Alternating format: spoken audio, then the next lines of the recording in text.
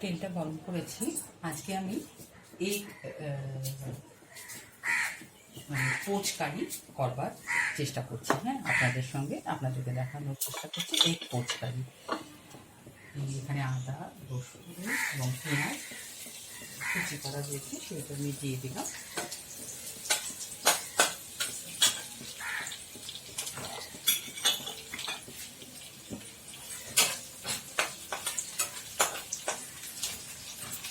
এখন সবাই সারাদিনের নানান টুকিটাকি কাজ সেরে সবাই যখন রেস্ট নিচ্ছে, তখন আমি আপনাদের কাছে চলে এসেছি একটি ভিন্ন স্বাদে রান্না শেয়ার করবো বলে।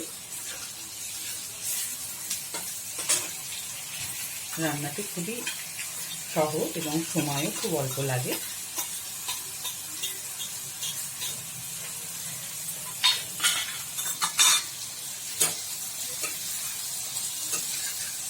এটি আমার দ্বিতীয় এপিসোড বা দ্বিতীয় ভিডিও। প্রথম ভিডিও যারা দেখেছেন এবং শেয়ার করেছেন তাদেরকে ধন্যবাদ জানাচ্ছি, এবং নতুন যারা দেখবেন তাদেরও দেখবার জন্য বলছি।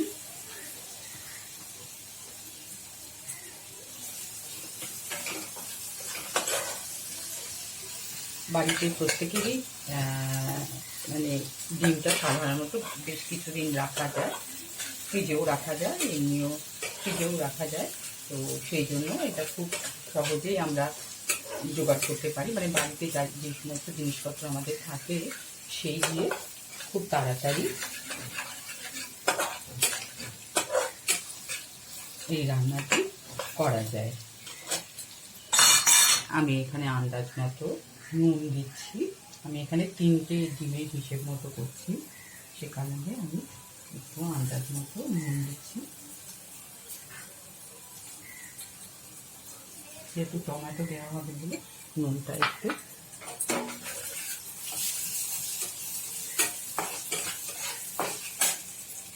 এবার খুব সামান্য হবে, খুব অল্প একটু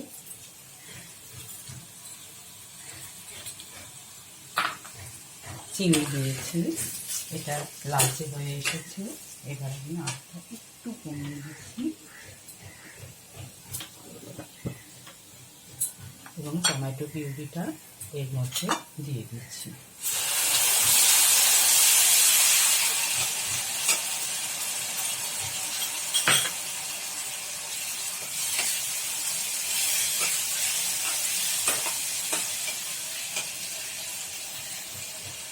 এর মধ্যে একটু হলদি পাউডার দিয়েছি।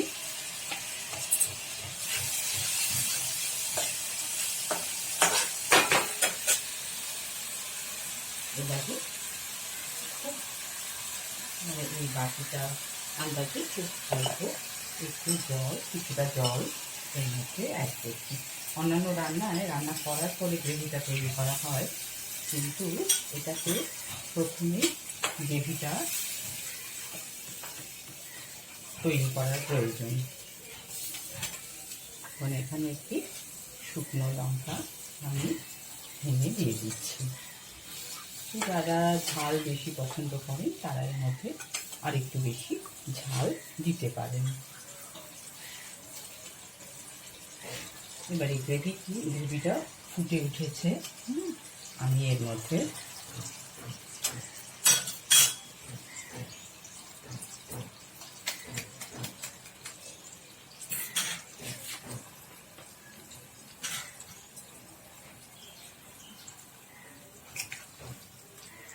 চেষ্টা করতে হবে যাতে কুসুমটা ফেটে গোটা থাকে।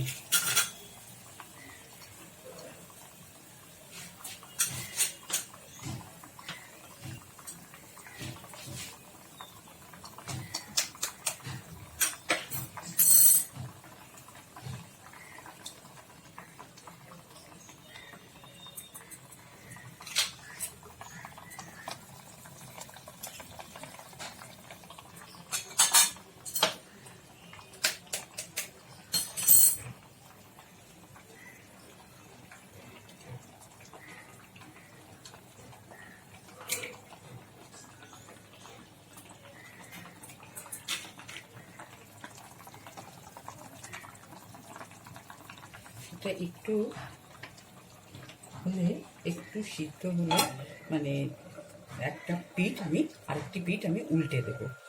যতক্ষণ এটা হচ্ছে ততক্ষণ গার্নিশিংয়ের জন্য আমি এই ডিমগুলো বয়েল ডিমগুলো রেখেছি, যাতে করে এটাতে প্রেস করে আমি এই বয়েল এগগুলো রেখে দিয়েছি। এরকম করে কেটে নিয়ে এটাতে প্রেস করে কেটে এগুলো আমি গার্নিশিংয়ের জন্য রেখেছি। যেহেতু আগের দিনও বলেছি, আজও বলছি, সময়ের একটা তো আছে, সেই কারণেই একটু তাড়াহুড়ো। নয়তো এটা যদি আরেকটু পরে উল্টানো যায় সেক্ষেত্রে ভালো হয়, কিন্তু আমাকে তো সময়ের মধ্যে রান্নাটা শেষ করতে হবে।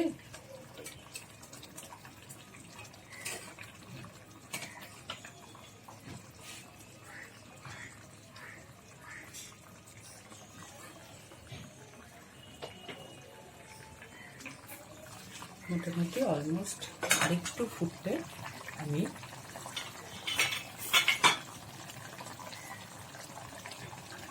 রান্নাটা নামিয়ে নেব। রান্নাটি আমার মোটামুটি হয়ে এসছে। খুব খুব সহজ একটি রান্না এবং খুব তাড়াতাড়ি এটা হয়ে যায়। আর এখানে আরেকটি কথা বলবার ইচ্ছে রয়েছে, সেটা হচ্ছে আমরা তো রান্না মানে মা, ঠাকুমা, দিদিমা এদের রান্না খেয়ে কিছুটা শিখি। তো এই রান্নাটি আমি আমার শাশুড়ি মার কাছ থেকে শিখেছিলাম, কারণ উনি বানিয়ে খাইয়েছিলেন। তারপর ওনার কাছে আমি এই রান্নাটি শিখেছিলাম। আপনারা বাড়িতে চেষ্টা করে করে দেখবেন, আপনাদেরও এই পদটি ভালো লাগে। এটা মোটামুটি অলমোস্ট হয়ে গেছে। আমি এটাকে আস্তে করে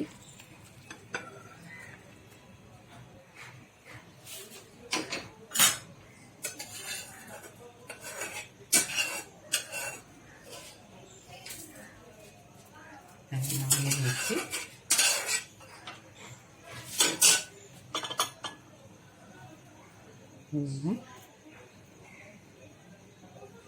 গার্নিশিং করে দিচ্ছি।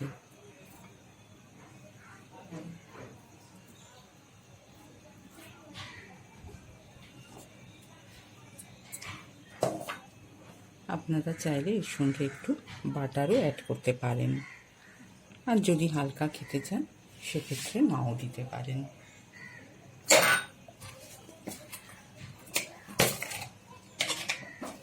উপর থেকে আমি একটু গরম মশলা